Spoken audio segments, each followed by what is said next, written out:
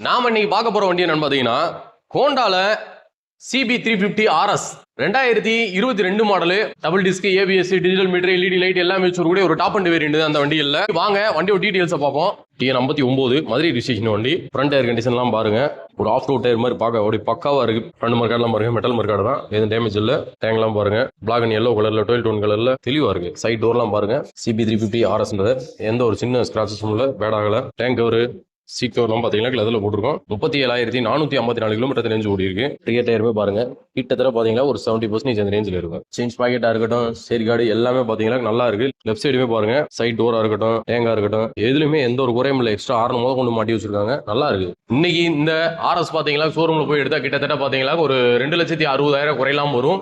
இந்த RSக்கு 2022 மாடலுக்கு நம்ம கம்பம் நாகார்ஜுனா மோட்டார்ஸ்ல நாங்கள் எதிர்பார்க்குற விலை பார்த்தீங்கன்னாக்கும் 1,29,000 அந்த ரேஞ்ச் எதிர்பார்க்குறோம். கிட்டத்தட்ட பாதி விலை தான். வாங்க நேரில் வாங்க, வண்டியை பாருங்க, பிடிச்சிருந்துச்சுன்னா எடுத்துக்கோங்க. நன்றி, வணக்கம்.